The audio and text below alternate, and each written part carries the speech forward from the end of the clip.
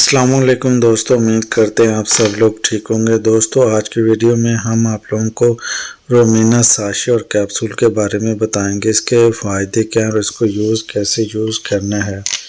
तो viewers, Romina sachet या capsule दोनों का कॉम्बिनेशन एक है और ये 3 फार्मूलेशंस इनमें पाई जाती हैं और इनको PCOS treatment, infertility treatment, regular periods में इस्तेमाल करवाया जाता है और तीनों की मुख्तलिफ कंडीशंस होती हैं।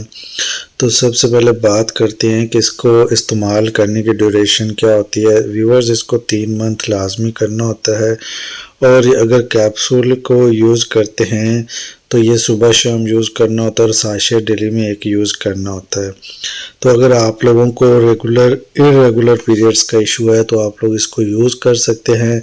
अगर आप लोगों को इनफर्टिलिटी का इशू है और इनफर्टिलिटी की मेडिसिन यूज़ करने के बाद अगर आपके चेहरे पर हेयर ग्रोथ होती है तो इन कंडीशंस में आप लोग यूज़ कर सकते हैं। इसके अलावा PCOS ट्रीटमेंट में यूज़ किया जा सकता है और इसके अलावा हार्मोनल इम्बैलेंस की वजह से जो इनफर्टिलिटी के केसेस होते हैं उनमें इसको यूज़ करवाया जाता है और पॉलीसिस्टम ओवरी के केसेस में इसको यूज़ करवाया जाता है। इसके अलावा जो सबसे बड़ा इसका थीम है, जो 3 मंथ के ड्यूरेशन में मिसकैरेज हो जाता है तो उस कंडीशंस में भी डॉक्टर्स इसको रेकमेंड करते हैं।